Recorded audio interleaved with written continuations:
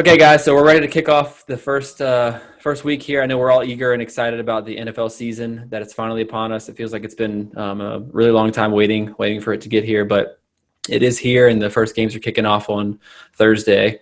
Um, I think what we want to touch on first is, what are we most excited about going into this NFL season? We have a lot of changes that have happened throughout the league, and a lot of exciting things to look forward to. But Aggie, why don't you lead us off and let us know what you're most eager about? All right, so I think for me, what I'm most excited or eager to see or, interested in following is how some of these veteran quarterbacks who have been with one team for like most of their career or all of their career are now switching gears and on different teams now, looking mostly at Tom Brady with the Bucks, Cam Newton on the Pats, and then Phillip Rivers going to the Colts. I really want to see what those teams are going to look like with a veteran quarterback, that's been with one team now with a new team. And then also the teams that left, obviously it's kind of like swapping a veteran for another veteran with the Patriots, but with the Chargers having been with Rivers for so long, now moving on from the Phillip Rivers era, what's that going to look like for them? Yeah, for sure. What about you, Trav? So yeah, man, I got a lot of things. Just can't wait to see. As far as an opening matchup, Bucs Saints week 1. I'm really looking forward to that. I'm pretty sure most people are along the lines there of thinking we got probably the top 2 teams in the division. I mean, I don't see how it's not going to be one of those 2 winning this thing in the South. So coming out week 1, can't wait to see that.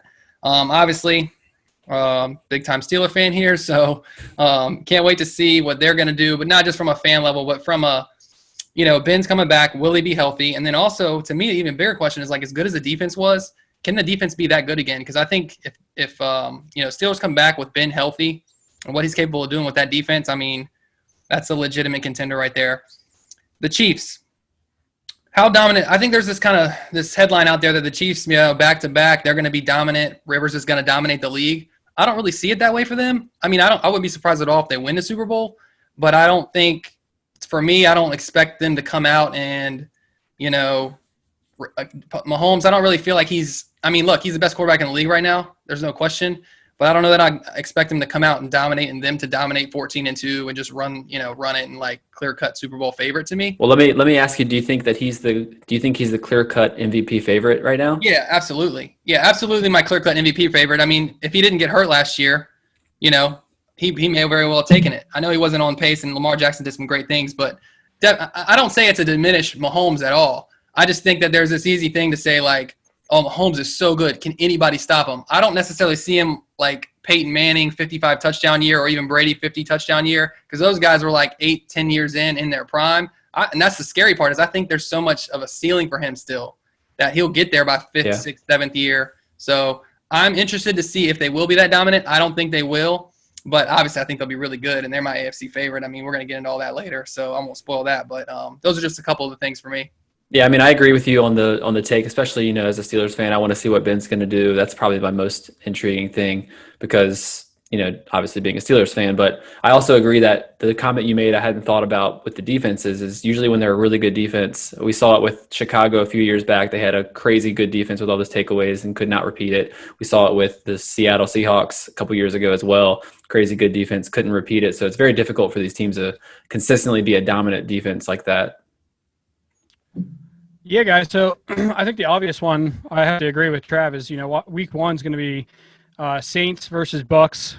Like, I wish that they would have had a little bit of a preseason, but this probably is going to be the best played game of the year or of the first week because of the veteran leadership that both of these teams are going to have, plus the talent level. So I'm excited about that. But 2 kind of maybe like back-burning stories for the year. Joe Burrow with the Cincinnati Bengals.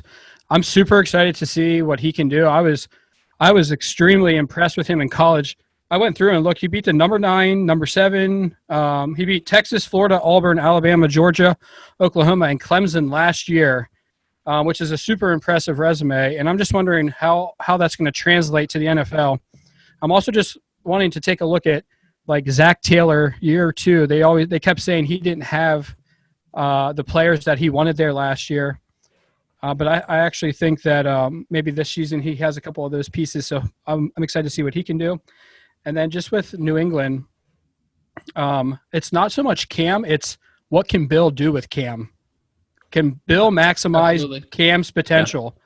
And if he can do that, we may see a side of Cam Newton that we have never seen before, and that could be scary because I don't ever feel like he was truly utilized appropriately in Carolina. Yeah, Well, that's the thing. Yeah, go ahead, Trav. I think that's a big thing for me too. Like, I'm really interested to see because, like, when you think of Belichick, you think of a guy who wants a fundamentally sound quarterback, accurate, stable quarterback. That's not exactly what Cam Newton is. To me, I was really worried about the fit there. But Or not what he has been, at least.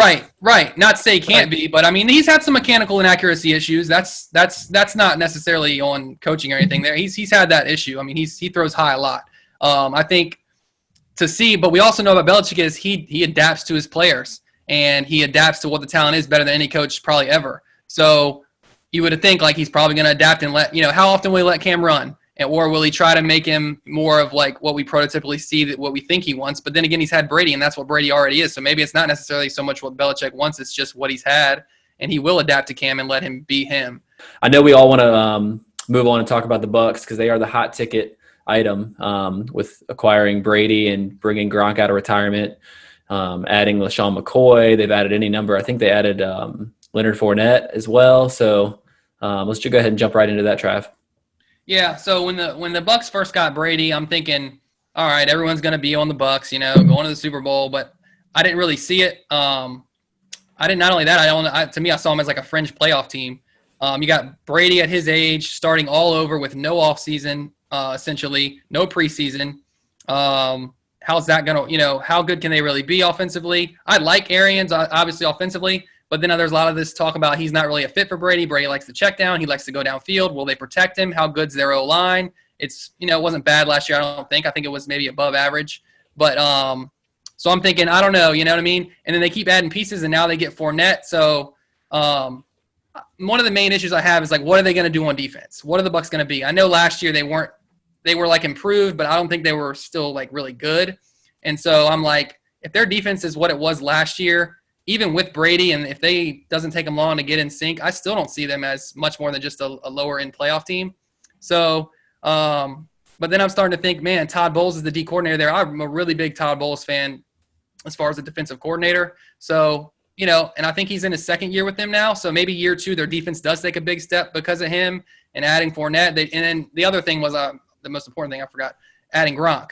When they first had Brady, They didn't have Gronk. Yeah. You had Gronk, who's obviously talented. What's he going to look like after, some time off? Is he going to be as good? Who knows? And he's older. But at least there's a familiarity that he'll have with Gronk that he won't have with the other guys. So that was almost – so I'm buying in a little more on the Bucs. Like, I definitely think they'll be a playoff team. But it wouldn't stun me if they were also 8-8 and not in the playoffs. I think it would stun me. I'm allowing for their ceiling to be a little higher, although I'm still not all in on them. I still like the Saints in that division. I'm not saying they're going to win the Super Bowl, but I would be highly stunned if they didn't make at least make the playoffs as a wild card, especially with 7 teams now getting in, like Exactly. extra wild card. Like, I know Dan, you're pretty passionate about it as well. It wouldn't stun me. I expect them to get in, but it wouldn't stun me. But I understand your point. I'm kind of in the same boat.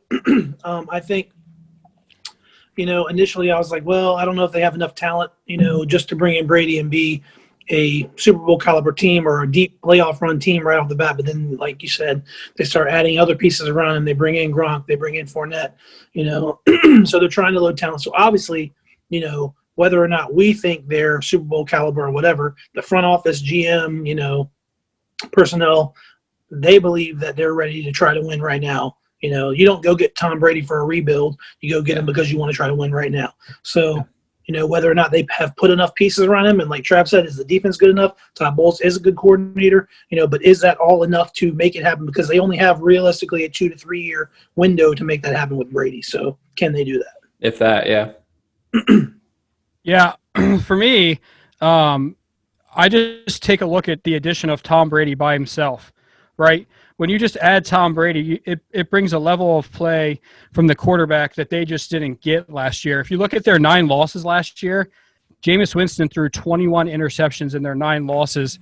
And they lost 6 games by 1 possession or less. He threw 9 interceptions in those games when they lost by 1 possession or less. So he couldn't hold on to the ball. And if you look at Brady last year, he threw 8 interceptions the whole season. So right there, just by upgrading at the quarterback position, I think the Bucks become a fringe playoff team. Now you talk about how they added all these different pieces. I think the other thing that's really important is that I was looking at their defense from last year because, they gave up the most points in the league last year, and it can look really manipulative when you look at it. But their defensive DVOA was ranked 5th, which tells me that as the season went on and during play, they actually weren't that bad. But when you have a QB who throws 30 interceptions over the course of a season, he's going to put you in bad position time and time again, and you're going to be in bad positions giving up points. I don't really know if we know exactly who the defense is for the Bucks, but we know last year they were the number 1 rush defense. So, and they improved on the passing side. So I just have to think with the subtraction of Jameis Winston and Tom Brady coming in, that team automatically, you can probably add 3 wins to what they had last year, which puts them at 10-6. Yeah, I think we can all agree, Dan, that there will not be a 30 for 30 episode on Tom Brady this year like there was for Jameis Winston and his 30 touchdowns to 30 picks. He became the first quarterback in NFL history to do that, to throw 30 touchdowns and 30 picks in the same season.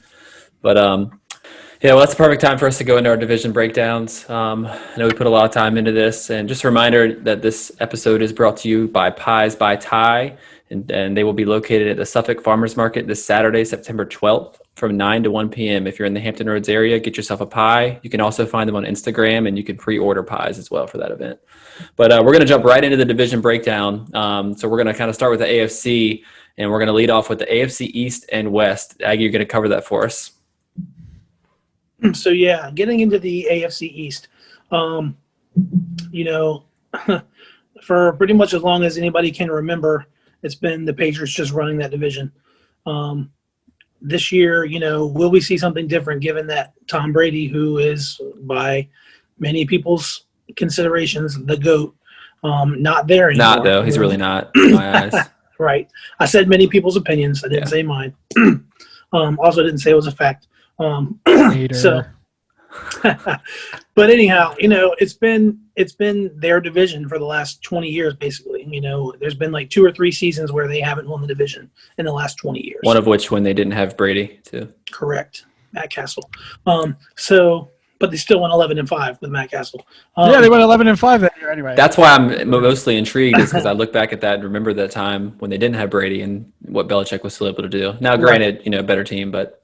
Exactly. So now moving on, they have Cam Newton, who is still a quality veteran quarterback who has had, tremendous seasons at the quarterback position. So what can he do in a new offense? What will they do?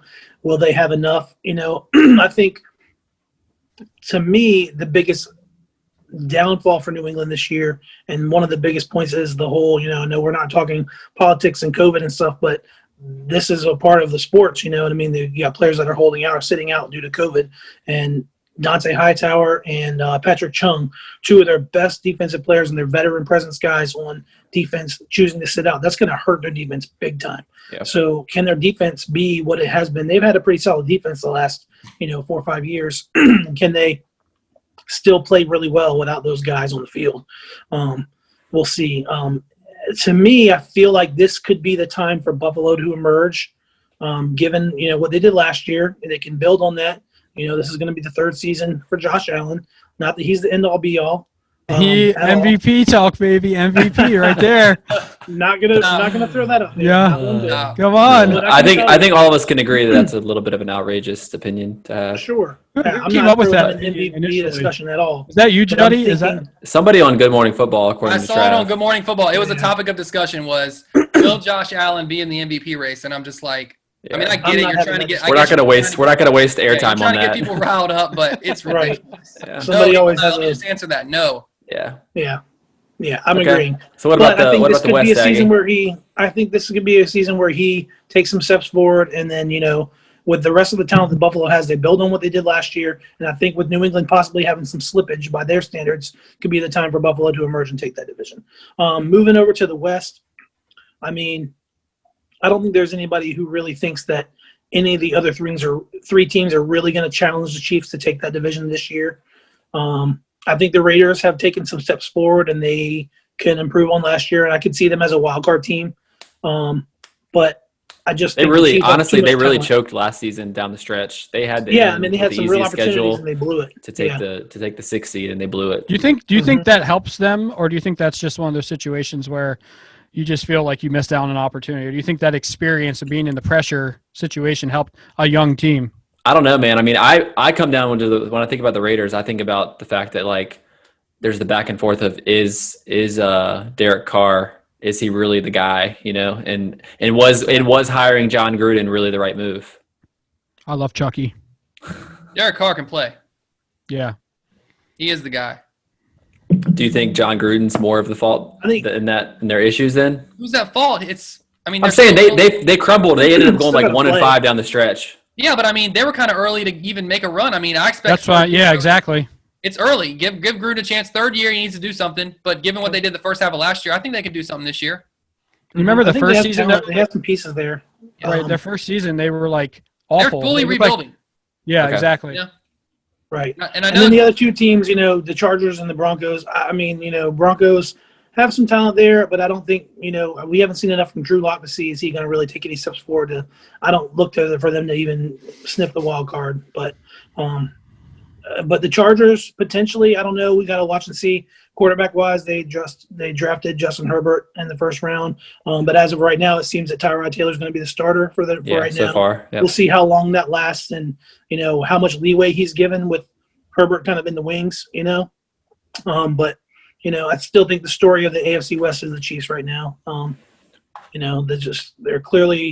have more talent than anybody else. So I think a sneaky team that could in that division that could be possibly a wild card sniffer is actually the Broncos, just because of all the offense they added. I know you disagree, Trav, and I'll give you a chance to defend your disagreement. But they added Melvin Gordon, they got KJ Hamler, and they got Jerry Jeudy, and I think Drew Lock is actually a decent player. I put him up there. I mean, we know we talk about it a lot, but I put him probably above the ability ceiling wise than Josh Allen, and I think he's the middle of the road. I don't know. I'm only laughing because me and Aggie was telling me about some guy. He talking about the Broncos are going to surprise some guys and win 10 games, and Aggie was like, Yeah. "What the heck?" I could see 8 or 9 games, but I think 8 and 8 is going to be. Aggie. I think 8 and 8 is I going to just- be the seven seed. There could. I actually would say San Diego has a there's better chance of three being wild that cards sneaky now. team. with Tyrod. Yeah, I would. Yeah, they have a Danny plays well, offense. and he has in the past. Yeah, San Diego, Dan, I'm with you. Has a better chance to make a little playoff run. Something that we have to talk about at some point is the fact that at the beginning of the year, a more simplified way of playing football is probably going to be more conducive to winning because of no preseason. So a team that can play good defense, not turn the football over, and let their defense help them out is going to be a team that gets early wins, where in some other seasons they may not get them. So I just see Is San Diego Austin being more Eckler? Is Austin complimentary. Eckler? Is he the guy Yeah. there now? The running back. All right, Dan. Well, while you got the mic, man, tell us about the AFC North. All right. Well, listen, I know you guys are super interested down at the bottom here, these Steeler fans down here. I'm just going to kind of hit a couple points on each team and then talk about them a little bit. But Steelers, the number one question for me about them, they have all the talent in the world, but the one word I have is health.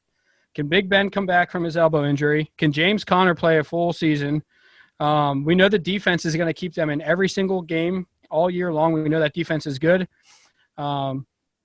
But the problem is if something happens to Big Ben, who does have a little bit of an injury history at this point, we know where do they go to? And a team that probably should be 11-5 if he plays the whole year might be 8-8, and that's just really Ben Roethlisberger's that good. He's worth 3 wins. So the Browns, listen, guys, they went from Freddie Kitchen, first-time coach, to Kevin Stefanski, first-time coach. I'm not a big fan of that move. I think you need to bring in some veteran leadership into that locker room to deal with Odell Beckham, Baker Mayfield, Kareem Hunt, Myles Garrett.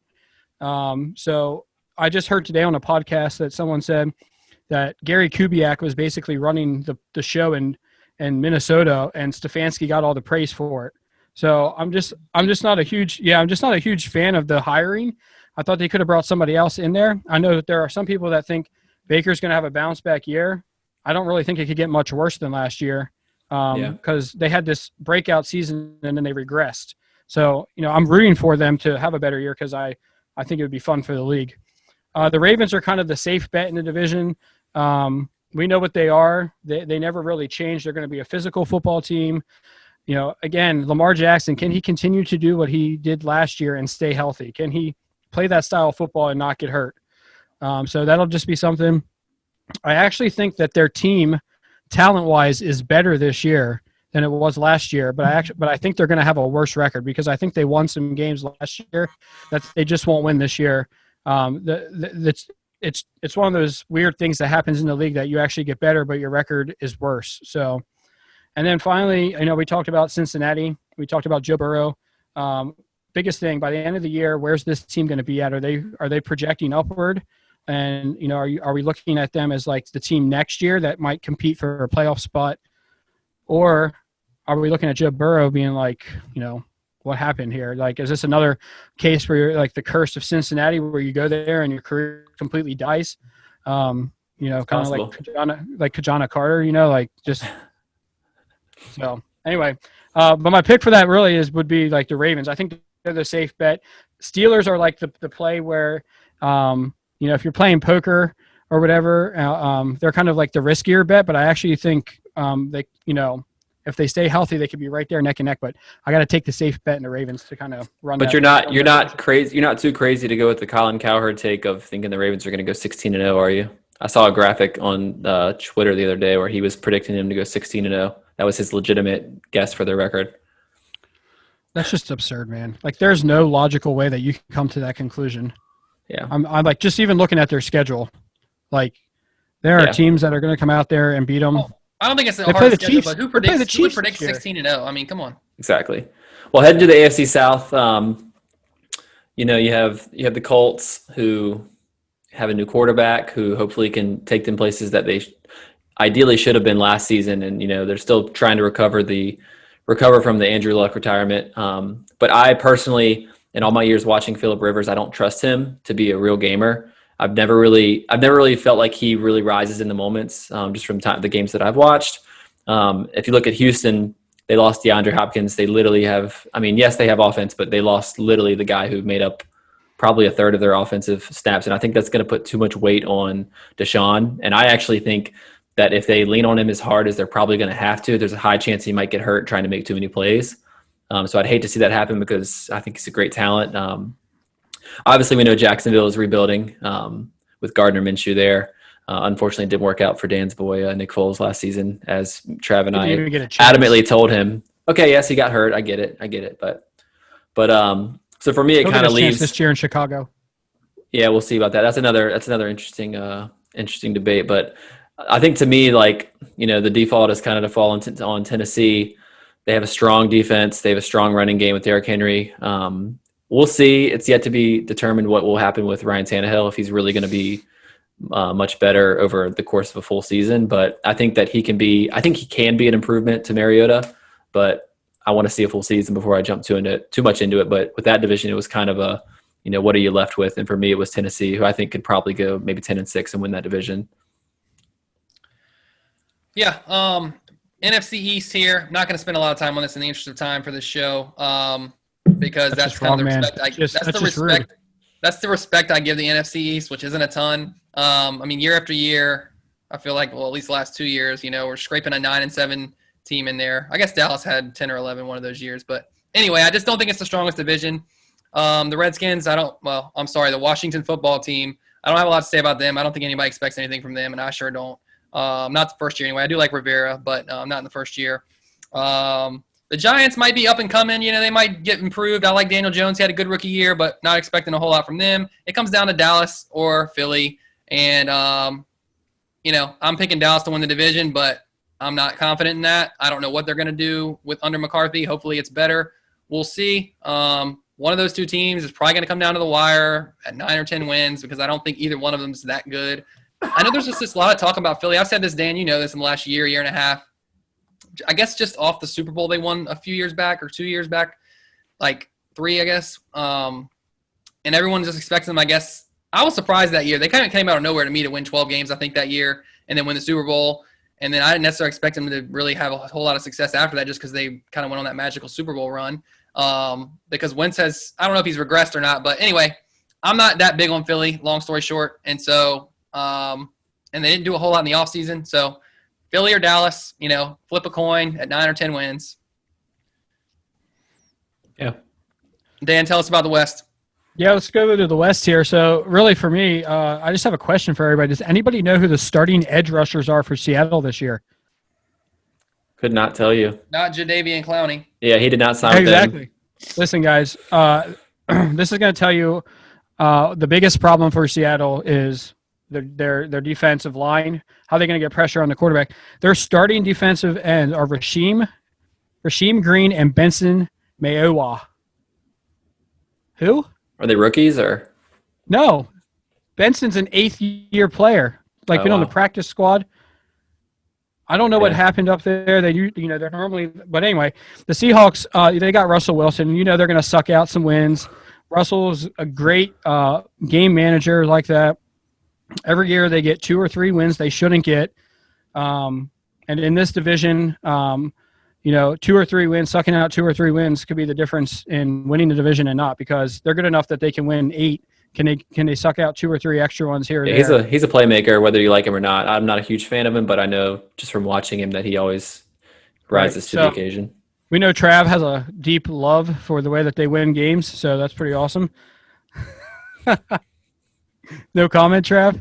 No, I mean, first of all, you did Russell Wilson a disservice when you say he's a game manager. I mean, he's a freaking playmaker. Yeah, he's more than a game manager. He is a playmaker. Top 5 quarterback When I say the word game manager, what I'm saying is he knows what's happening in the game at all times. He doesn't get excited. He doesn't throw interceptions or feel pressure. There could be 15 seconds left in the game, and he knows they have 3 timeouts, and he still has that belief that they're going to win. But he knows.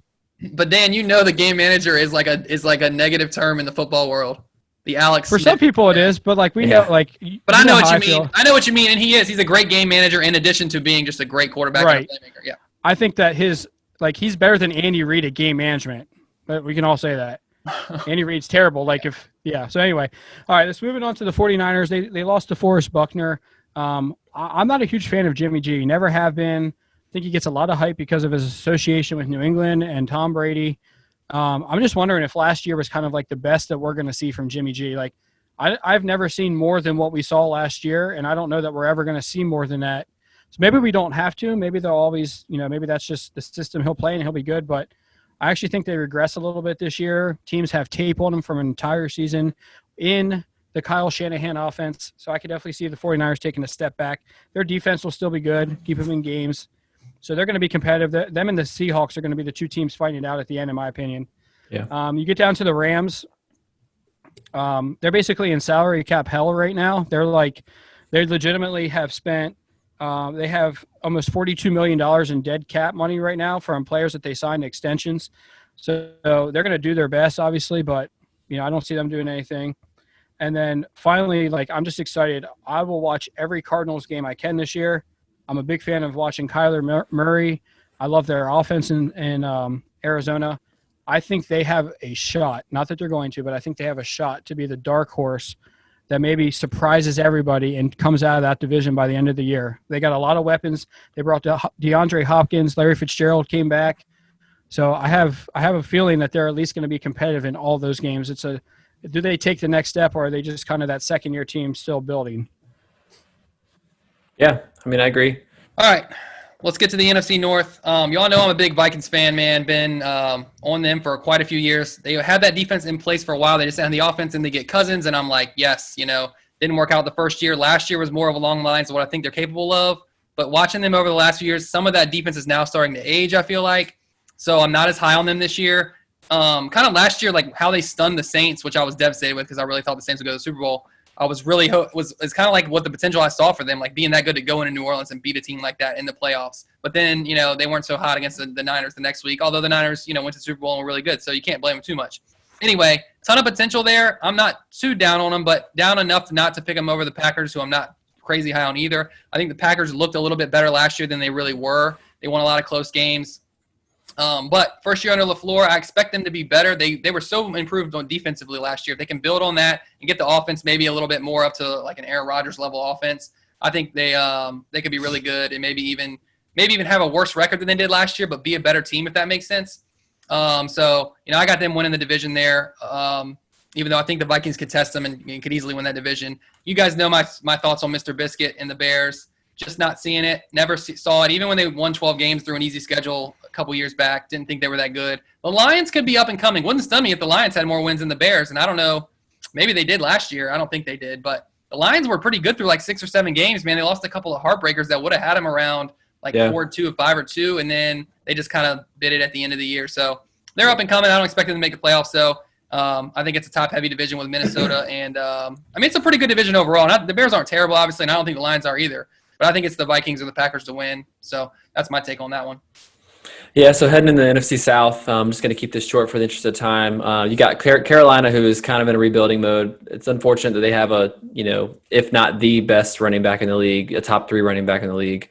They got a new coach. They got Teddy Bridgewater down there. So I'm interested. I'm actually really intrigued to watch some of their games and see how they do and how they develop. Atlanta needs to compete, I think, or Dan Quinn's going to get fired. I think everybody knows that.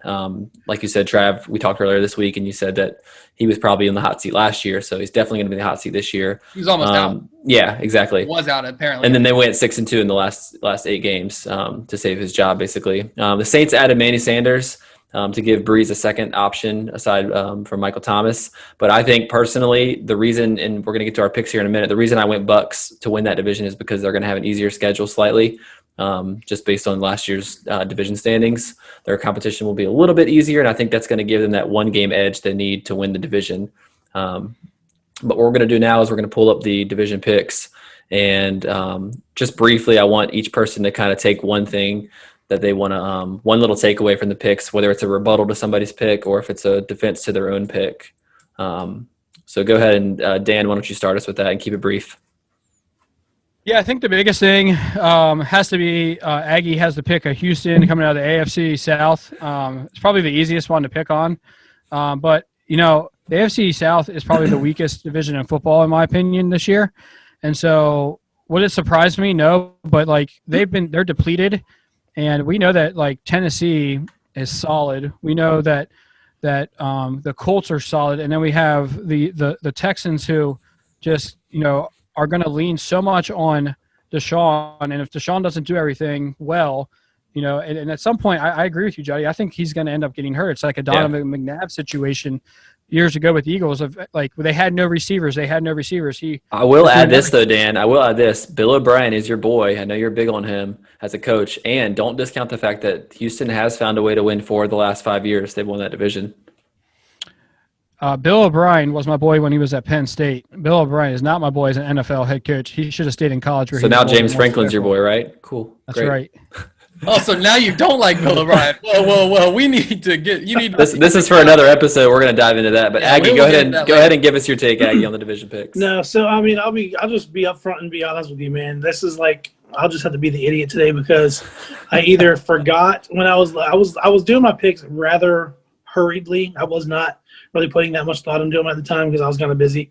And when it came to the AFC South, I either forgot or, to quote Roger Clemens, misremembered. That, make sure you lick your lips when you say that. Yeah, I misremembered that they had gotten rid of DeAndre Hopkins. And all the other guys. The best receiver gets hurt by game 4. Will Fuller. He's hurt every. He does get hurt. I've had him on fantasy many years, and he always lets me down. He plays great. He gets me 15, 20 points when he plays, and then he just doesn't play for 3 weeks. Yeah, that being said, though, I still think, it's not – I wouldn't, like Jay said, it wouldn't be crazy for them to win. It's kind of wide open. I think all the teams – the Titans have the defense and, a solid offense with a very strong running game and Tannehill, who doesn't make a lot of mistakes, you know what I mean? And the Colts, we don't really know what the Colts are going to be yet. We assume that Rivers will be a pretty solid quarterback. He has been pretty good in his career, so we assume that they're going to be pretty solid. But, again, we don't know.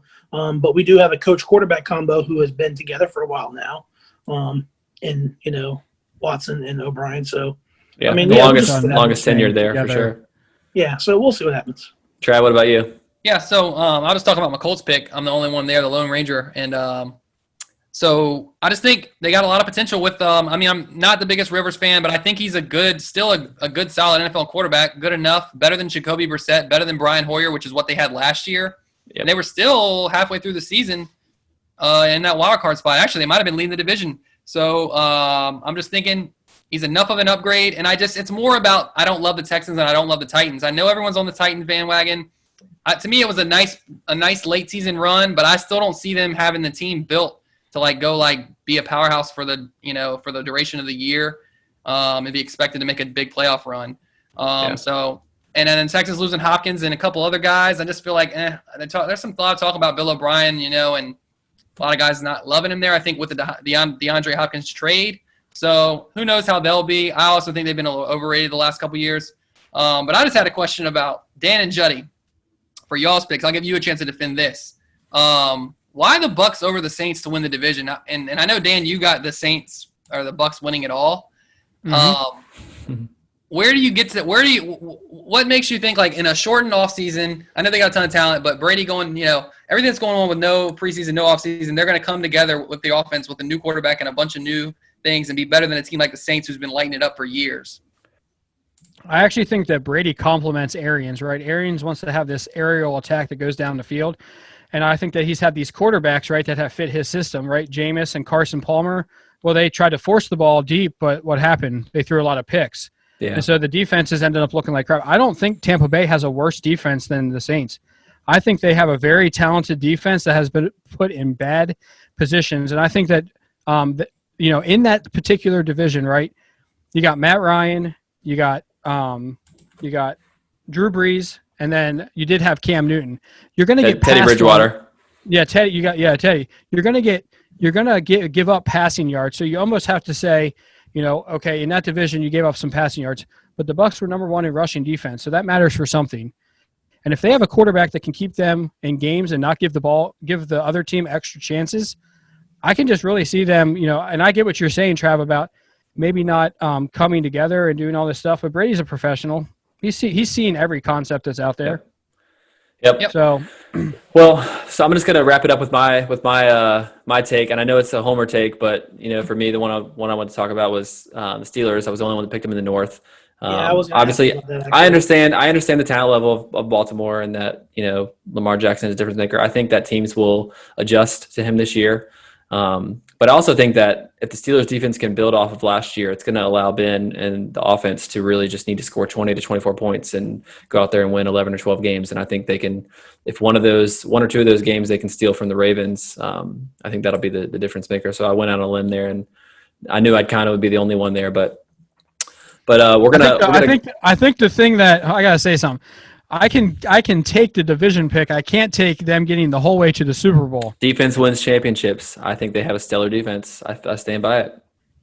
I mean, Trav, just asking another Steeler fan, Trav, do you have that amount of confidence? Like, do you feel confident that y'all could actually – do you feel there's a good chance for y'all to make a deep run? Yeah, absolutely. Because if Ben comes back and he's healthy, and then the defense, one would expect it to carry over somewhat. If that happens and Ben's Ben – If Ben even plays average, I think I would expect the sky's the limit. But, I mean, those are a lot of questions that have to be answered, which is why I'm not picking them to win the Super Bowl, because they still got to do that. So, yeah. But I mean, we'll debate this all year. Being the Steelers fan, we'll move it along, I suppose.